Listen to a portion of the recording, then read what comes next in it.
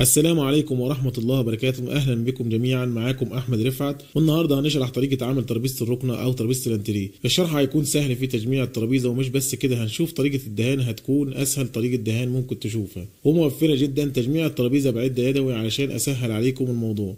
علشان كده عايزك تركز معايا في الفيديو كويس. قبل ما نبدأ الفيديو، لو أول مرة ليك في القناة نتشرف بيك تعمل اشتراك في القناة وتفعل جرس الاشعارات علشان يوصلك كل جديد، وما تنساش تعمل لايك للفيديو. ويلا بينا نبدأ الشرح بعد الصلاة على سيدنا محمد وعلى آله وصحبه وسلم.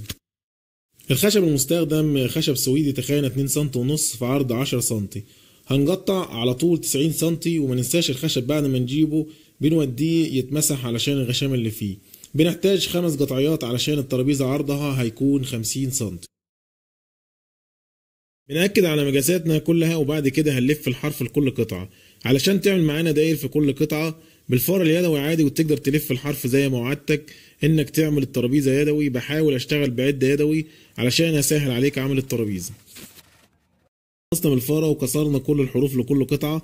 هنبدأ دلوقتي نصنفر قطع الخشب اللي معانا كلها، والصنفرة شيء مهم لأنها هي اللي بتوضح العروج اللي في الخشب.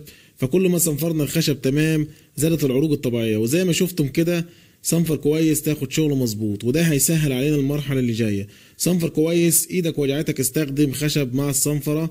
طبعا في ادوات كتيرة للصنفرة، بس زي ما اتفقنا الشغل كله يدوي. وزي ما واضح نتيجة الصنفرة، والنتيجة بصراحة مبهرة وتفرح للشغل عليها. ويلا نروح للي جاي، بس طبعا اللي جاي محتاج منك تركيز. ركز يا كبير ويلا نشوف هنعمل ايه. في الوان مائي سعرها رخيص جدا، ما بين ال5 جنيه او ال7 جنيه، ومش محتاجة منك مجهود.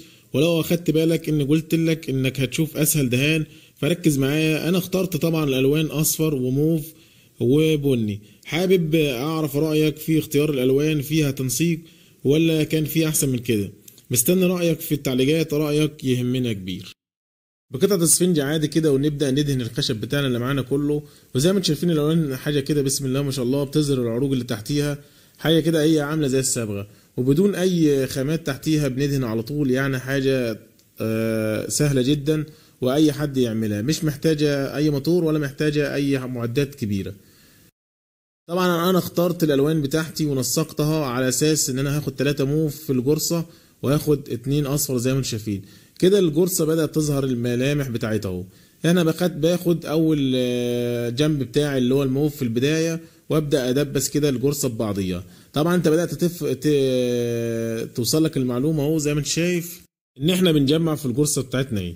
فكده ظهرت ان اول حاجة في الترابيزة دي الجرصة اللي احنا عملناها.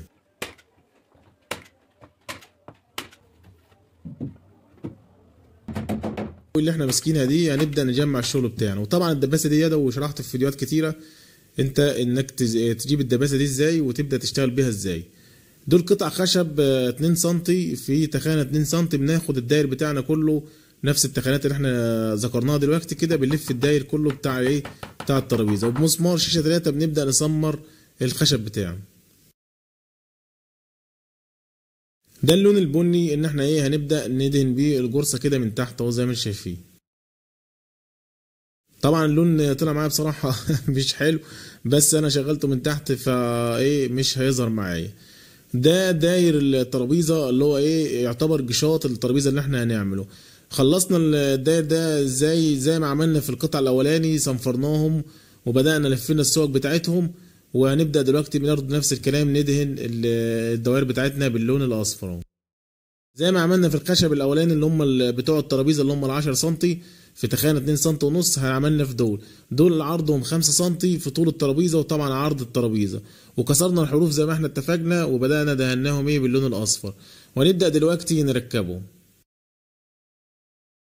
قطعة الخشب دي انا بوضح لك دلوقتي ان في جيمة هنسيبها اللي احنا جيمة الجزاز، بس الجيمة دي هنسيبها من تحت مش من فوق. هبدأ ارفع الجرصة بتاع الترابيزة كده، وابدأ ايه اسمر قطعة الخشب اللي معايا دي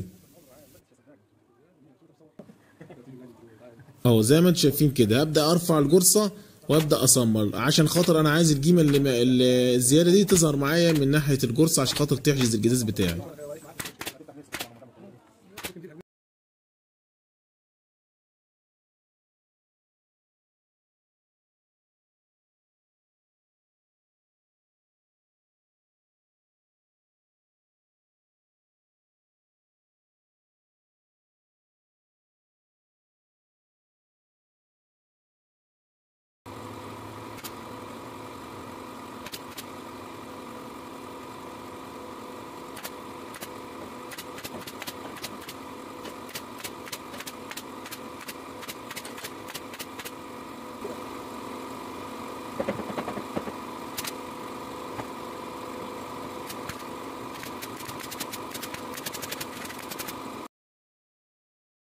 كده احنا خلصنا الجرصه بتاعتنا زي ما انتم شايفين حاجه بسم الله ما شاء الله.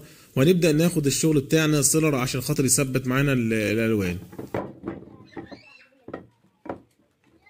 وبعد ما خلصنا الجرصه وصلنا لمرحله الرجول بتاعتنا. الرجول دي انت ممكن في رجول جاهزه، ممكن تجيب الرجول جاهزه. انا الرجول دي حبيت عندي خشب موسكي عشان خاطر برضو اظهر الثمار اللي فيها، فانا عملتهم نفس الشكل اللي انتم شايفينه. ولفيت السوق بتاعتي زي ما انتم شايفينها كده على زاويه 15 من تحت ومن فوق، فوق عكس تحت عشان خاطر تاخد معايا ميله لتحت. ودول قطع كونتر 10 سم في عرض الترابيزه، فانا هبدا اربط فيهم الرجول دلوقتي عشان خاطر اسمرهم في الترابيزه. طبعا ما تنساش تعلم عشان خاطر الرجل بتاعتك تبقى متساويه، تبقى دي الرجل قصاد التاني.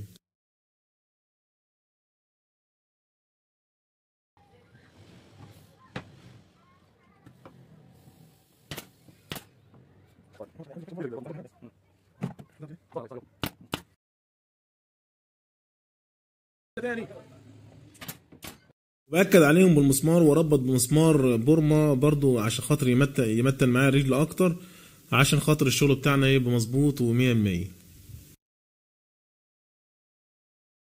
ودي اهو الرجول زي ما خلصناها كده. احنا طبعا عملنا 4 رجول، دول اول 2 رجل كده، وهنبدا ندهن الرجول بتاعتنا باللون الموف.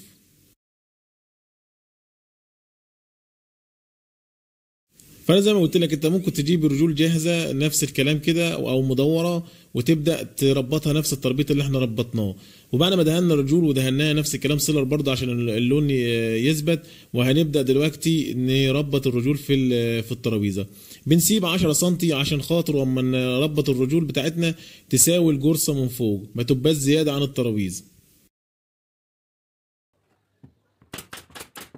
بتظبط كل الشغل بتاعك كده، وبعد كده تبدا تسمر.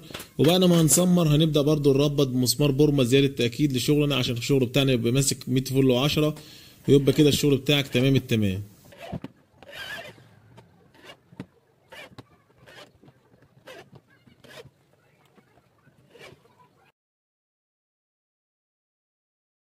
وبكده يا كبير يكون خلصنا الترابيزه بتاعتنا. وبصراحه طالع حاجه تحفه ومختلفه، انا ما كنتش متخيل تطلع بالشكل ده. تستاهل التعب عليها. قولوا لي رايكم في التعليقات، ولو في حاجه فاتتني اكتب لي في تعليق، وكلنا بنفيد بعضينا. وطبعا ما تنساش اللايك والشير والاشتراك في القناه، وده هيكون دعمك لينا للاستمرار في نشر محتوى يفيد الجميع. والى اللقاء في فيديو جديد، والسلام عليكم ورحمه الله.